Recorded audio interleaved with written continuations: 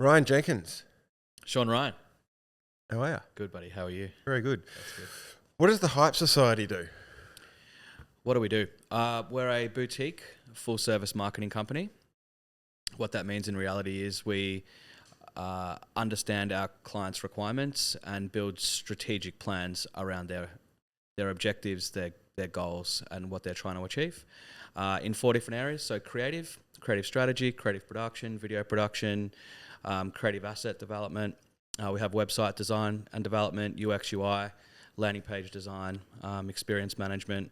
We have brand strategy, brand communications, brand platform development, identity development, and then we have execution. So all the traditional digital marketing, Google ads, SEO, Meta ads, TikTok ads, LinkedIn ads. And then that all comes together with one performance marketing strategist that sits in the middle of all those different departments and areas. Yeah, so you got a fair bit going on. Yeah. Big team? 20-ish, Yeah. plus maybe, 13 or 14 contractors, depending on projects, and then an extended network of platform partners and strategic partners. So the Hype Society by name is, also in reality by action. So the society element is a real part of our business, and we bring as many of our partners in to make sure that our client gets the best quality, the best service, the best outcomes based on their business requirements. Yeah. So you're sitting at like 30 to 35 people, but all things being equal. Yeah. When you started the company, was that where you thought you'd get to, or is it just sort of you woke up one day going, how the hell did I get this big? Because it's a decent sized agency. It is. It doesn't feel that big. It feels quite small. Okay.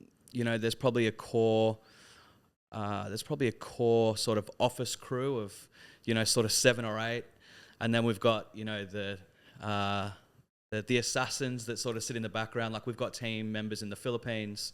We've got team members in Auckland, Sydney, Brisbane. We've had team members in the US, the Ukraine. So, and they all have, different sort of functions. So it just depends on the business unit, the strategic lead, and what projects are running. And then they sort of run point on their team. And then my business partner and I, we sort of share 50-50 in terms of resource allocation and management. We've got very different roles in the company. So he's very much the creative director, the brand, brand department lead, and also looks at all of our creative, our web, and then I'm mostly in the digital marketing strategy, implementation, growth marketing, sort of area of the business. Yeah. How are you finding, because I know you're really into the tech revolution that's rolled around, and you've been making some big strides in optimizing your Hype Society. Mm-hmm. Where's that taking you? What have you built? Like every second person is building an agent, has an agent, he's an expert, but you've actually gone and done it. So what does that look like? So I think Claude was the moment in time that completely changed what AI meant to me personally, and then also made AI and tech accessible to a non-technical person.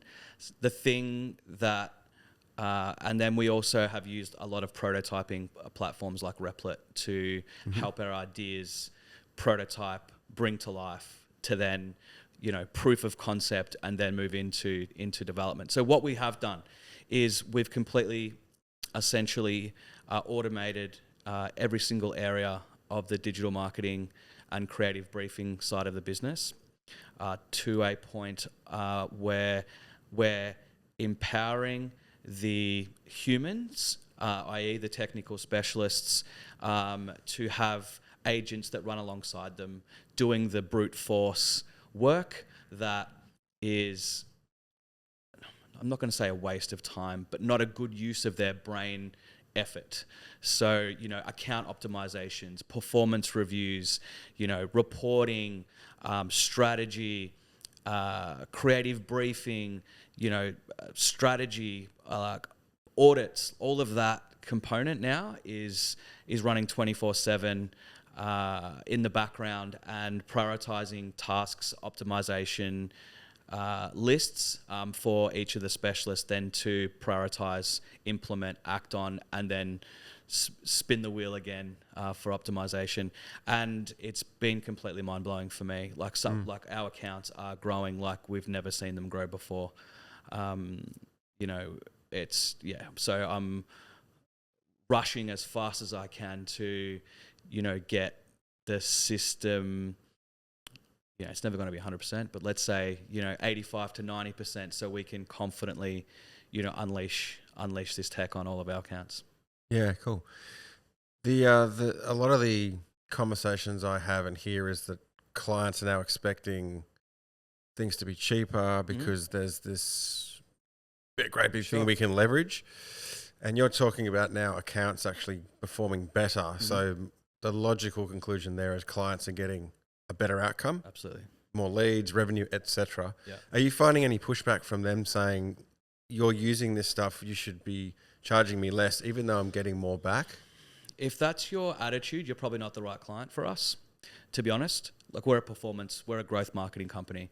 Our job is to help give you the best guidance, the best advice, the best strategy, the best inputs to drive the best outcomes. We're conscious of retainers going in and outputs, going out. But at the end of the day, no, we're not getting any pushback at all. Like, these clients are absolutely, over the moon with the performance. And we're actually trying now to migrate some of our clients onto performance-based contracts where the amount of hours and the amount of effort is relevant. It's all based on, like a rev share. Yep. Yeah. Or some sort of commission or some sort of, earn on top of, if this, then that.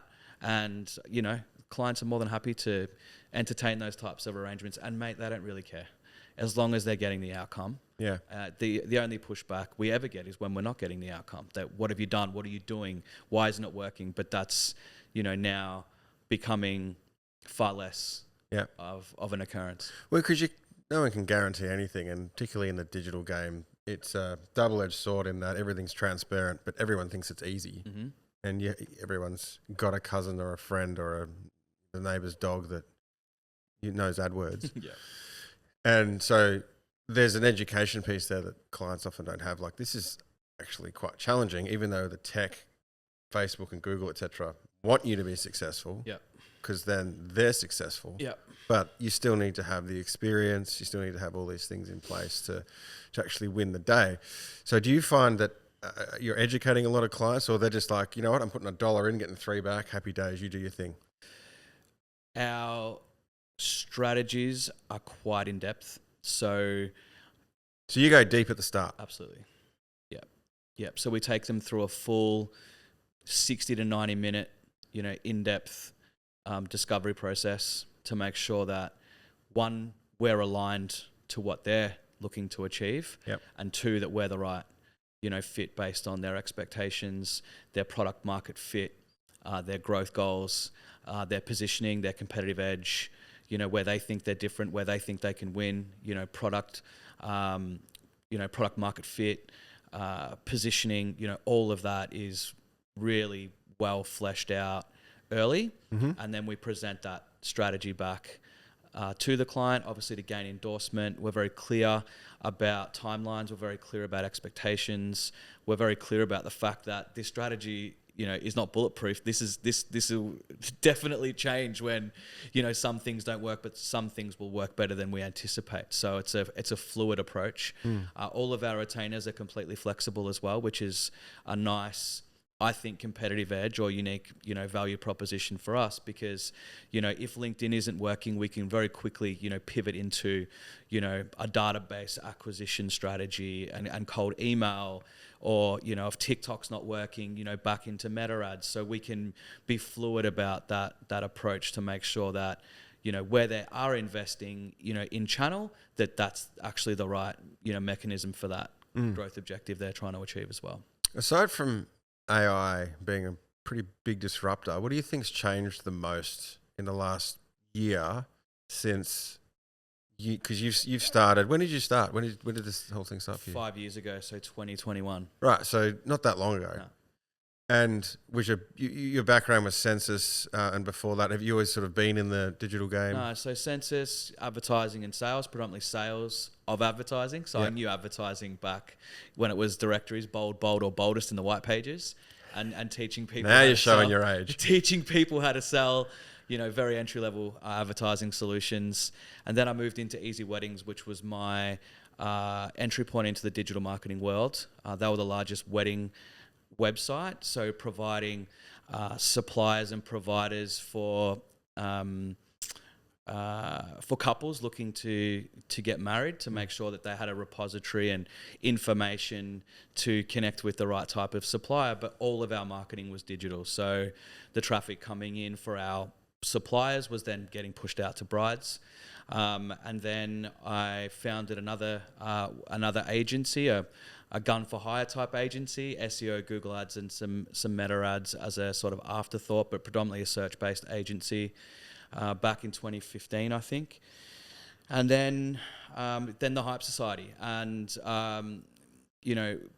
having the opportunity to start again gave me the opportunity to really assess what type of agency I wanted to have, and where I wanted to be providing service was to those clients that can't afford a full service marketing team, so they can't afford to have all of these internal experts. They'd probably, sick of dealing with multiple agencies at the one time. They had a strong thirst for growth, and they wanted to deal with one partner to help them with that. So that was what we sort of aimed to build from day one. We knew, because we were bootstrapped, we were non-funded, that putting on 30 people overnight was not possible. So we had to be a little bit strategic about how we built our network of partners, contractors, to ensure that we could provide a service level where we needed it to be. But we very quickly found, our market and those businesses that really saw value in that full service boutique approach. Yeah. So what's changed then? Like AI is a disruptor. The last little bit, let's say you've call it the last 1 year to 18 months, which is, you've been around 5 years, but seen a fair bit. Yep. What is changing, do you think, the most? Because that, kind of recognizing that is where I think you're winning the game a little bit, because you're moving at a speed that others are not. You would know this. It's brand first marketing. It's about your mission. It's about your competitive edge. It's about how you communicate that. It's about your positioning. It's about how you disrupt the scroll. It's about impact. It's about, an in and out funnel, right? So knowing that people aren't going to convert on the first pass, but what's that educational and engagement process, through and into your funnel. And then once you've captured that opportunity, how do you continue to fight to keep them as part of your ecosystem of loyal, clients, and creating an impact and having a strategy to do that all the way through. And I think that, that's what we've always led with. As you sort of touched on, this isn't magic. This is process. This is trial and error. This is strategy. And, if you stick with it, 9 times out of 10, you're going to see significant reward for your sticking with it's half the battle a bit, because you don't get results in a month or 2 or 3. It's a long game, and you have to dedicate the risk, the money, the trust in someone like yourself to see it through. I think the narrative conversation is really interesting, and given you're a performance agency, there's a lot of content you guys would be responsible for creating. And what I'm seeing in my own little tunnel vision, and also other people through their lens, is the pushback on just this crap content that is being generated quickly. Yep. And it's coming back to that what's genuine and what actually is a better representative of my company and what I want to do. And I might have to pay a little bit more for that. Yeah. I'm wondering if you're seeing that in what your day-to-day of creating this stuff all the time. I think we're probably pretty close to the precipice of AI production of content achieving a certain milestone of quality that we haven't seen before. So you won't be able to tell the difference. I don't think so. Mm. So Google's new product with Higgsfield that I saw yesterday was... That's video, yeah? Yeah. Yeah. And that'll never actually replace genuine point and shoot content if that's your requirement. Mm-hmm. But if it's advertising content or commercials that you want to develop or, something that you just want to communicate through your advertising strategy, then I think the production of content will get that good that you won't be able to tell the difference. Yeah, which is even 3 months ago, 4 months ago, you could see the six-fingered person. You could tell. Yeah. And even the gloss or the over-photoshopped look you tend to see is getting less and less. Yeah. Like I find it hard to tell a lot of the time now with some stuff that comes out. It's like, wow. Yeah. It's pretty crazy. So we have a client that has only done AI user-generated content with us over the last 12 months, and we've generated over 6,000 leads. With AI UGC. Yeah, that's really interesting. You don't have to say the client, or because we don't want to give that away. But how is the have there been good leads? I mean, you're going to get good and bad, obviously. Fantastic leads. Yeah, right. So that which says that UGC AI based content has made the narrative jump enough. Yep. That the leads felt comfortable enough. Yep. They didn't know. Right. So, all right, let's not give it away. But what products were you using? Can we talk about? Yeah, so we've been using a platform called Creatify initially, and now we're pretty much using Higgsfield or HeyGen. Yep. Predominantly to do, the production of that. Yeah. And then there's a bit of stitching together because Higgsfield will only do 15-second clips. So you'll have to do a couple of sort of cuts and some transitions with some different angles. There are some other products that do stitch longer video together. They're not as natural looking. Like we actually prefer quicker transitions to distract the viewer around because if you do look hard enough, the trained eye can tell it is AI. So that's predominantly what we're using for. We're building even things like AI twins now as well. So off some photos and some video content, we can then import that and then have founder-led content being produced as your sort of AI twin, which is probably, I reckon, 95 to 96% there. And that'll continue to be refined to the point where I reckon in 3 to 6 months, looking at me here and my digital twin, I don't reckon you'll be able to tell who's who. Right, on a screen. Yeah. Mm. So how much does this lead back to for you for this sort of stuff? Because I'm a fan of it. I mean, we were talking before. I come into the office 5 days a week, so I like to be around people. So I'm a big human to human thing, but I absolutely love what AI can do if it's done right. So where do you think that's going with that interaction? I think piece? The quality of human connection, if it was a currency, will only become more valuable because of the production of commoditized content, makes that less valuable because it's easier to achieve. So, I think businesses and businesses that provide experiences will actually become far more valuable than those that don't.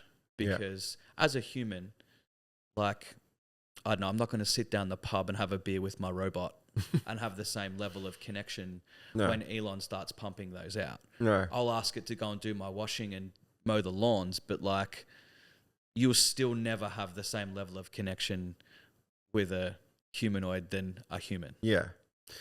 Where's agency land headed? Because actually, before we get into that, you're a team of 20, 30 to 35 when you've got your guns of horror in there. Do you have a specific set of group of people that are just drilling into this stuff all the time, building your agents, kind of, let's say, preparing for battle a little bit? So there's 5 of us in the I don't know, pseudo sort of tech junkie team, and it's not a Down the Claude wormholes. yeah, it's not a formal sort of it's not a formal thing necessarily, but every Friday morning, 8:45 to 9:45, we'll come together. We'll give an update of what we've been sort of working on, you know, what new social finds, what did we find on Instagram or TikTok, or, you know, what's the best new thing that we found for the week? What does that mean for our business? What does that mean for our customers? Can we use it? Can we use it? How would we use it? What would the impact? So everyone will do a sort of 10 to 15 minute sort of update. You don't have to. If you found nothing, it's not compulsory to find something, but if you have, then, you know, we'll go through that, and then we'll put that sort of technology on the, you know, test list. And then someone will take ownership of taking that, testing it, and seeing if it's something. So we're kind of keeping it pretty ad hoc. My performance marketing manager, who I work with every day, has been instrumental in building our, what we call the hyperdrive, which is the agency management platform. So he's probably working on that, I don't know, 2 hours a day. 2 to 3 hours a day, mostly, you know, after work, which is, you know, really cool for an owner to see someone that's so invested in the business. Yeah. And he's probably built the best piece of tech that I told him yesterday, like the best piece of tech I've seen anybody build for a fit for purpose requirement that's literally replacing, you know, tens of thousands of dollars worth of other tools and doing it better. And again, we're still probably only 50 to 60% through the build, but we've got agents now running every single account. We've got, you know, tasks being automated, you know, creative briefs being produced at the click of a button that go to our creative team. You know, we've got alerts on KPIs, daily performance updates. Like, it's just, it's heaven for a strategy director and agency owner to have that level of automation and valuable understanding of the business. And it just tickles me. Like, I love it. Yeah. So I reckon a lot of agency owners watching this going, I want that. Yeah. So where do they start? How do you even go? Like, I don't even know where to start. If you're like me, so where did you start? You can't do it. Like, you can't do it. You need to find someone that can do it. So whether that's another founder, whether that's hiring, you know, someone that is, you know, really motivated to learn this space and embed themselves in that sort of AI tech, because it's changing, like, literally every couple of days something new is coming, right? Yeah, so it's really hard to keep up with. So, you know, I was very lucky. Like, I didn't hire for the role. You know, we just all started using, you know, ChatGPT. Cool, good research tool, really helpful for write me some ad copy variants, you know, assess this report before I send it out. But like, yeah, Claude Code was like the unlock when Shaun and I sat down and, you know, started thinking about all the things that it could do. And then even my creative guys are very technical. Like, we've got, you know, agents that are sitting in their teams, you know, like, I watch their computers. They've got 5 different, you know, agents, you know, agent teams running, you know, different things at different times. So, but it just evolves. Just start is probably what we did, and just stuffed around and just sort of starts with a thought, like, what could we do? Yeah. And then you're down the rabbit hole. Yeah. And I mean, Claude has 3 functions, right? It's got chat, which is like ChatGPT.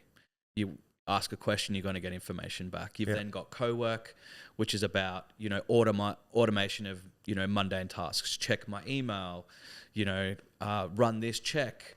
But then you've got code, which is the build functionality. Yeah. So I think, you know, understanding those 3 different things and how they work is probably the place, if I was to have my time again, to start, because they're very different. And then you've got 4 different, now you've got 4 different operating models. So, you know, don't run everything at high power for, you know, something that can be a low power task. Yeah, which is like, don't send a really high, expensive person in to do a junior's kind of Correct. job. It's very, Yeah. very similar and interesting. Yeah. We didn't really finish up on this question just before, but where do you see agency land going, and where there are people who are on borrowed time, either deliberately or stubbornly or for whatever reason? Yeah. Where are we going? I don't really know, to be honest with you. I think Really, I was hoping you would, so you could tell me. there's a lot of businesses out there that will never ever want to do what we do, right? Mm-hmm. So that's one cohort. You've then got the next cohort that will go and invest in team or tech, and they'll become a hybrid version of what they pay their agencies to do today. Yep. And then there'll be the other clients that just want to use, a small team and be tech powered and be able to deliver that sort of all in house as much as they possibly can. But I think the unique value position of an agency will never change, right? Where we're providing fractional expertise. So it just depends what that fractional expertise is that you provide today versus how much that gets commoditized for tomorrow. Yeah. So if you're doing local SEO and there's a platform that comes out that just does local SEO and it's $50 a month and you're charging 500, then your days are numbered, because the client won't have to do anything to achieve the outcome for 10 times less than you're charging. So the fractional expertise component is where we're rapidly assessing like what's going to be a commodity and where can we continue to provide expertise above and beyond what we think technology can do, or how do we provide that technology in partnership with our clients to help them, harness the power of that tech plus the expertise, that drives that value. And there's elements, I think, of people who are like, I get it and I could do it, but I got other things to worry about. So if I'm putting $1 in and getting $3 back, I don't really care how you do it. Yeah. There's that as well. And if we look at some of our highest performing clients, like we increased like ARR on one of our clients by $30 million within 90 days. So do you think they care how we do it? What we do? Not for that. No. Did you get a clip of that? I pitched it. But that's okay, because that was one account that we didn't have resources to scale, because we knew what to do. We knew how to do it. We knew what it would take, but there'd be a cash burn of resources to be able to get that step change in that account. Yeah. Now you can just turn it off and go, let's renegotiate. Yeah. Yeah. Amazing. What industry was that in? Energy retail. 30 million in 90 days. Wow. They would have been happy. Yeah. There was a thing I saw yesterday, I think it was yesterday, on Reddit, and it just sort of blew up and the comments kind of blowing up, of CEOs going down the Claude rabbit hole on the weekends at night, basically getting quite addicted to it. And this happened to me a couple of months ago when my son was born, because I was doing the 3 a.m. sort of feed time. So I'd feed him and then he'd put him back down for a couple of hours. And I was just, this is sort of before Claude Code came out. It was just before. So I was playing around with it, and you start to build something and then it shows you the HTML version, the artifact. You're like, oh, that's cool. And you just get stuck. Yeah. And before you know it, you're 2 weeks in, you're like, I'm a software coder. But you're not, because it breaks very easily. And there was this whole big comment thread of employees or people in organizations, even management, and C-suite kind of executives going, our CEO's gone mad.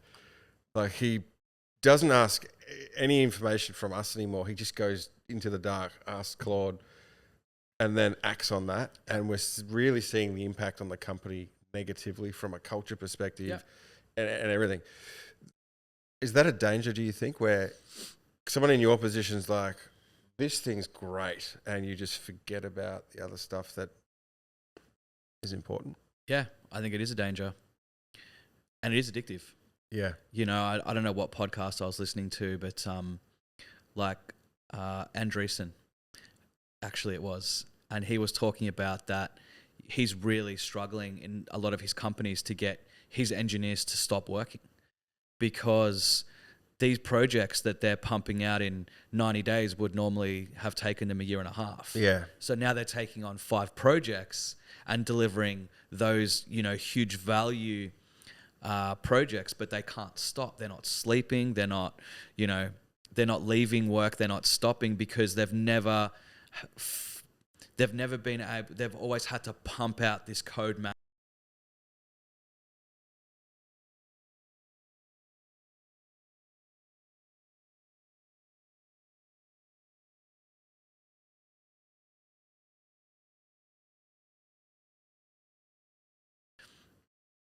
Yeah, and even for me, like even last night I was watching the football, you know, I had, you know, my computer next to me with 5 different windows open doing 5 different things all at the same time, and at quarter time I'd go in and do that and do this, and like it's, I don't want to do that. Like I shouldn't be doing that, but I do it because I want to see what what's going to happen when I do it. Yeah. Is what's your thought on Anthropic has come from tortoise and hare, like it was chat, and then it's just like Claude's just gone bang, and I think Google, I think, is just sitting on something because it's Google and they've got the infrastructure, the money, the intelligence, and they've been doing AI for 10 years. Mm-hmm. There was a guy on Diary's CEO, I think his name's Mo, who was sort of 10 years ago, he was and he's like, what we were doing 10 years ago was blowing my mind. Like people just don't know.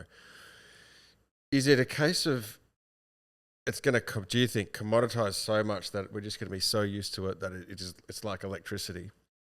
Or is Claude going to get to a point where we can't control it? It's going to control us. Like, what's your vibe on the whole Terminator argument? Yeah, so I used to be a bit of an AI anarchist.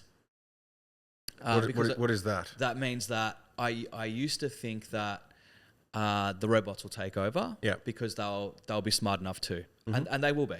To be honest with you, I think that if they want to, they will be able to. And I was actually thinking on the drive here, like, you know, what would it take for one nefarious actor to build some AI that just takes down the electricity grid in every single country, you know, in the world at the same time? Is it possible? Yes. Yeah. Is it likely? I don't know. But, you know, it's AI is probably going to become a reflection of what the human populace is. 95 to 96% good, you know, 2, 3, 4% bad. Yeah. So if you're amplifying those bad actors, then, you know, there needs to be mitigation against that, which the major platforms try to, but there's also a bunch of open source models that you can't control, that I'm sure lots of people that don't have great intentions are working on things that aren't going to be great news for the majority of us. Or to take, you know, Guy Fawkes, like take down the government or governments. Well, Fable got you know, taken off the shelf because it was a national security risk. Yeah, it's just come back, actually. Yeah, no, it came back 2 days ago, yeah. Yeah, tweaked, I would imagine. I would say so. Yeah. The interesting thing is... Just if I can continue down that point, yeah, I think, you know, AI governance is asleep at the wheel. Like, tell me who's governing AI? No one. Yeah. Well, So- they don't know. Like, everyone's out of breath trying to keep up with... Yeah, but do you think anyone in the government even knows how to spell AI? Like, they don't. You know, they're too busy worrying about what you're watching on social media, where there's a bigger problem than, you know, what Karl Stefanovic's doing on Instagram. Yeah. Like, because this is powerful, and like average Joe has never had this level of technological power before. I think it's important to have machete bins, though. Yeah, me too. Just in case I want to throw out my machete. That's really not important. Not going to touch that. That's really important. AI governance is not important. No, I agree, but I have no problem saying this. Governments, particularly ours, love to just pass the buck. Not my role, not my fault, not my no. They'll just give it to someone else. So no one is taking responsibility for this. And I don't know, and I haven't looked at this, but I don't know of any government that is, nor probably knows how to. I take some level of comfort that the US Security Council or whoever it was that said, hey guys, take this back off the people because of whatever reason. But if they're declaring that a national security risk, I'm glad. It was Because within a couple of days too. Because that's the first time I've seen anything like that actually happen before. And if it's that powerful and it's in the wrong hands, then I wonder how that got. So someone's sort of seen something, done something, gone, whoops, I just hacked the Pentagon, and let someone know. yeah, And then potentially it's gone 3 days. Yeah. I reckon it was that. I reckon they got into a system that they shouldn't have. Yeah. So hopefully that's a big enough flag for governments globally to go and start thinking about this, because it's not going to get any less powerful. When you've got the fate, not to overstate it, but the fate of humanity resting in the hands of like 5 people, Sam Altman, Elon, Dario, and a few others, maybe Jensen, whatever. Do you reckon they feel the responsibility, the weight, or are they just like, or are we looking at through the lens of we're oversimplifying and we're creating a sense of fear, and they're just like, we're okay, like we can just pour water on this thing and turn it off? So Sam Altman, no. I've seen enough of his attitude to know that he doesn't care. Yeah. He said some really scary things about, human replacement and, him being the pioneer of that, which is kind of unhinged in my opinion. Yeah. And then you've got Elon, I think, who does really care about the impact of the technology that's being created. Well, he talks about universal basic income or high income. Yeah. He also talks about the economy doubling in the next 5 years because of the additional value created, by technology. And then you look at other commentators that say, the investment in data centers is going to, bankrupt us within the next 3 to 5 years. That's an argument I can see, because 5% of people pay for AI. These things cost $500 million to run, and they're obsolete within 3 years. Yeah. It's not like when you had the rail network. Yeah. You saw the same clip. Yeah, it's like 100 years to pay it back, and this is like a 5-year thing. And I was like, yeah, that actually makes a whole lot of sense. Yeah. And then as we all get on the Kool-Aid for these tech products, and they can inflate the costs like that, which may then start to cripple companies. I mean, I don't know whether this is real or not, but you see these things on LinkedIn where I think they're apocryphal, where the CEO fires everyone like, I'm amazing, I've just solved every problem, and then he gets his Anthropic bill and it's more than what he's paying his staff. Yeah. And if we're headed down that path where everything we built or build becomes so important to the business running that we're at the mercy of them, just you're gonna pay more. And like, if I turn it off, my business is starved. Yeah. So that's a bit of a cautionary tale as well. Yeah. So like, we have conversations about that fact, and we're looking to, starting to internalize even our own, GPTs and LLMs to try and be less addicted to the Claude juice, because it's impossible that they can't charge more, because they can't build enough infrastructure at an economical price point to sustain the cash burn that they currently have. Like this, I don't even know if they're profitable. I don't think they are. I think it's Dario, isn't it? Yeah. I think he said the other day that they have to do $1 trillion or he's going to be bankrupt. Yeah. Something like that. It's like, and they will. Kind of puts it in perspective. And they will. But like, that's a lot of money. That is a lot of money. But it is like what's the Australian economy? 1 point something trillion? Don't know. I think it's something. I don't know. In the ones. I don't know. Yeah. It is pretty crazy when you talk about 2 or 3 companies having a greater money on paper value than a country, and like we are a first world country. It's pretty obscene. What? So, is it giving you ideas to branch out into other things where you can support clients that you previously thought you couldn't? Yeah. And now you can do that now. So now we're going to start productizing our learnings and helping our clients get agents into their businesses to help them with efficiency and effectiveness, of the tasks or of the growth objectives that they want to achieve. So we're talking to a legal company at the moment to, put in research agents, so they're not having to, use their, higher priced lawyers to do research-based tasks. Yeah.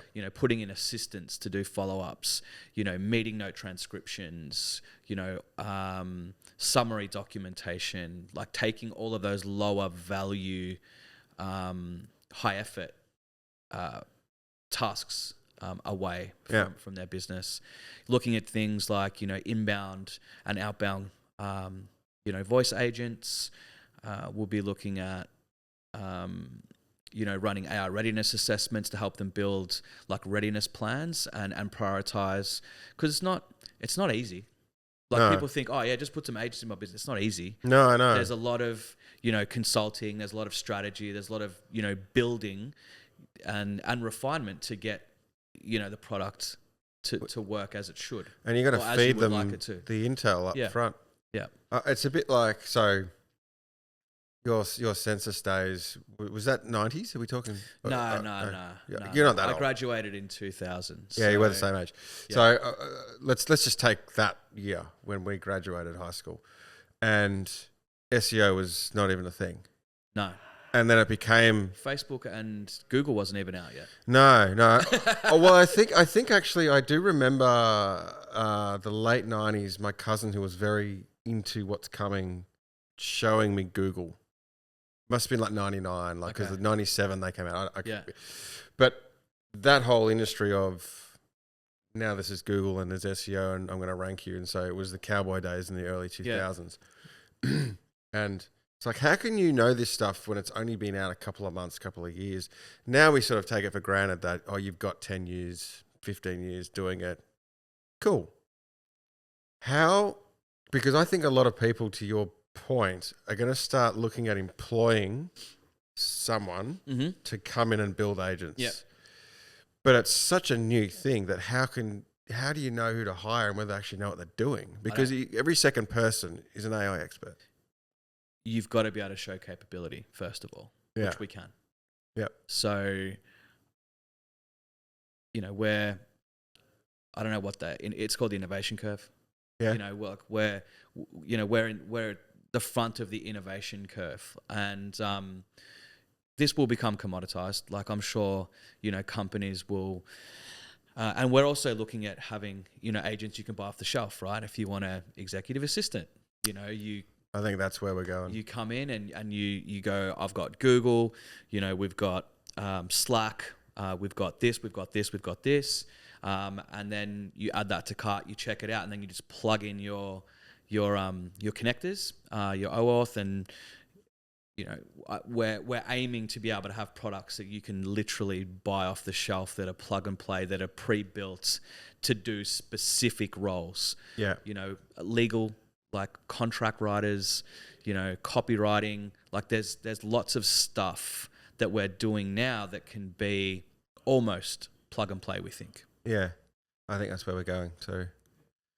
It just makes sense if you follow things to its conclusion. Yeah. And the commoditization of everything. And so my business partner has been building his own custom executive assistant agent, and like full on addicted. Like he's every waking moment, he's just making her better and better and better. Yeah. But this morning, before I left, her name's Alyssa. She's voice activated. Can you shut the door, please? Thank you.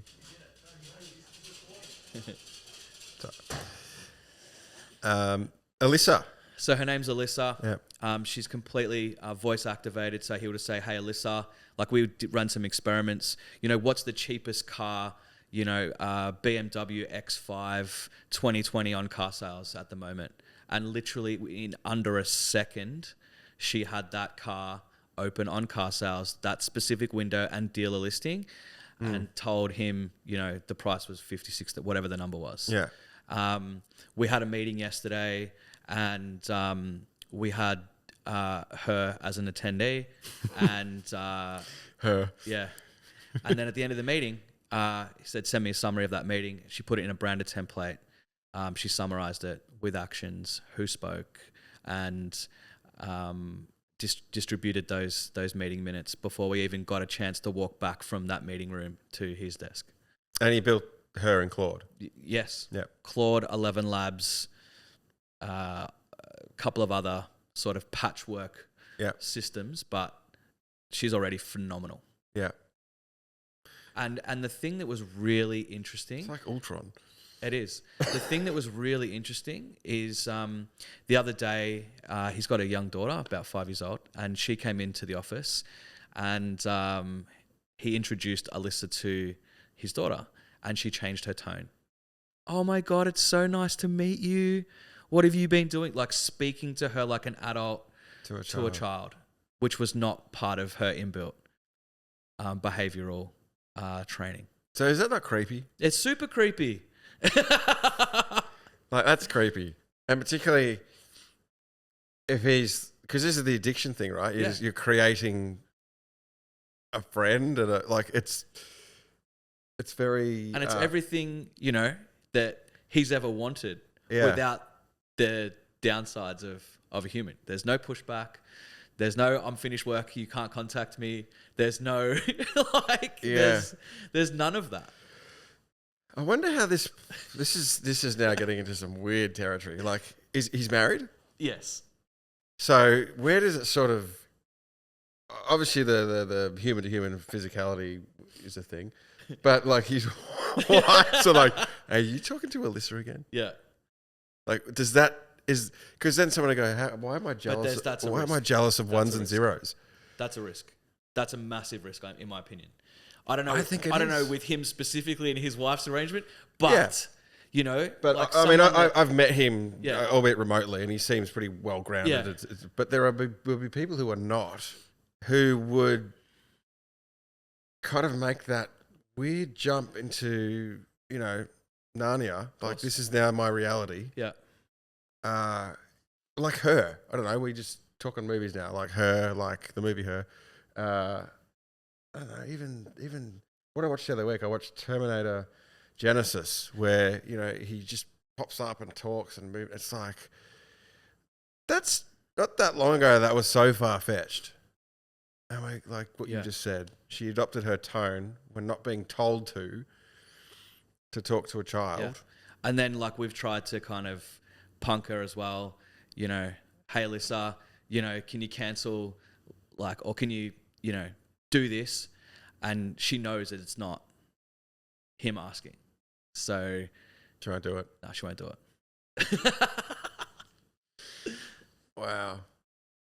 I reckon you're going to get a few people who, if they see this and this gets some views, going, "Can you help us build our own Alyssa?" Yeah.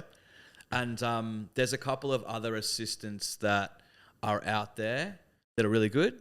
But I think if we can kind of pull this off, this is like... Yeah. I think this is like super cool. Yeah. Yeah. Wow. Because that can be transformed into, off the shelf, chief of staff, HR manager, legal consultant. Yeah. And we just give them different names, different avatars, different personas, different knowledge base off the same code base. So do you see a need for having people in companies? Absolutely. Yeah, I do. Yep. So there's guys I follow that I respect that have made that leap from, traditional agency to, what they refer to as AI native. Yep. That's what I want to become. One, because, less people creating more value should create more commercial opportunities, for us, and give us more, capital, to keep on investing in building cool shit. That's my main motivation. But doing it by yourself isn't fun. and I think that, the right people with the right mission and the right skills integrating with technology is the equilibrium that we're seeking. Yeah, I agree. I think it's a lonely existence. Yeah. And I don't think... And if I was in business just for money, I would have stopped running the business. Well, that's exactly. I was going to say that money generally is not really the motivator. I think it is if you're at a certain level and you've got to get somewhere because, I don't know, your house is too small or you've got to get out of debt or something. That's when that lever needs to be pulled. But I mean, you get to a certain level and I sort of think Warren Buffett is like, I don't need 10 cars, I'm cool with 2. Yep. I don't need 5 houses, I'm all right. I don't need a yacht because I got to pay people to run it. I'm fine. I'm good with what I have. Yeah. And I think that trap of just chasing more stuff is a trap. Yeah. And so if you find your purpose and you do good things for clients and they're happy, money's the byproduct. Yeah. And that's what... And I think if you create more value, people are prepared to pay more. Yeah. So I don't really think, to your point earlier, I don't really think they care how much, time is being invested, as long as the output is, significantly better than what they could pay other people that are putting in manual hours to do. Do you reckon the resourcing argument's a bit overblown? Absolutely. So Lee, the half a billion for data centers and things like that, actually that probably is true, to be honest. But everything's about context too. So Bezos, I think last week, said that I'm paraphrasing. Yep. We're drinking too much water and we need the water to cool things so to have the tech. I don't think he said that. Well, didn't Elon just build a data center that doesn't need any water? Probably. So you know what he's like. The whole water and data center thing, I think is, horse and cart and car. If we can't work out how to cool a data center without water, really? Yeah. Yeah. I didn't hear that Elon thing. Do you know? I don't know how he's doing it, but he's got a closed loop system that the water goes in, gets cooled and comes back rather than being wasted or something. It's a closed loop, water system where it's not just stuffing the water up and... He's just the kind of ultimate how you leverage yourself out with people. Yeah. Because he's one guy, but you're like, even just that little company that sits over there that no one ever talks about, like the Boring Company or Solar City. Still doing billions. Still doing a shitload. Yeah. And it's not even the ones that he's just launched for $1.5 trillion on the stock market. Yeah. Yeah. He's the most, I think if you look back on time, he'll be the most influential human ever born. He's getting that way, isn't he? Yeah. He's getting that, and he's not a traditional dude. He's a bit of a weird dude. Oh, yeah, I think you have to be. Yeah. You have to be. As people, I've seen interviews where people go, sometimes he just walks away mid-sentence from a conversation. He's definitely on the spectrum, but he's incredibly high functioning, and taught himself to build rockets. That's just next level. It is. I had a mate who worked at Tesla Motors, and if they were missing their sales targets, sometimes Elon would join the APAC sales meeting. So you didn't want that to happen. No. Yeah. Because you didn't know what you were going to get. He might just decide one day that, we're closing down that division and see you later. Yeah. Or he'd be like, oh, how do we help you? What's your biggest challenge? What are your customers saying? So he was just wildly variable in what Elon you were actually going to get at different times depending on. Yeah. So they just got to the point where it's we don't want Elon to join. Just we need to make our target. Whatever you have to do, buy a car yourself. Yeah. Yeah. Well, he's the Rockefeller of our age. Yeah. Effectively. And what's interesting is we live better than he did. So he was effectively, I think he was the first billionaire, from memory. in the early 1900s, late 1800s. He was Elon, the first trillionaire, and we live better than him because of where we are now and everything like that. And now we take a hot shower for granted and all that kind of stuff. So, and he was instrumental in a whole lot of stuff. And I think you're probably right. There's going to be these sort of swings through our civilization where you kind of go, yeah, he did stuff that data centers in space or got us to Mars or you know, whatever he ends up doing, where it's like, for better or worse, let's just hope it's better. Yeah. Let's do hope that. Because we're kind of... Well, even I think he said there's a 20% risk of, you know, cataclysm. Yeah. Like that's 1 in 5. Like that's that's a bit high. That's pretty high. You kind of like, that's the sort of poker hand where you probably go, no, I'm going to fold that because 1 in 5 is not great. Yeah. Last question for you. Yeah. What can you do today that Ryan tomorrow is going to thank you for? What can I do today that Ryan tomorrow is going to thank you for? So Ryan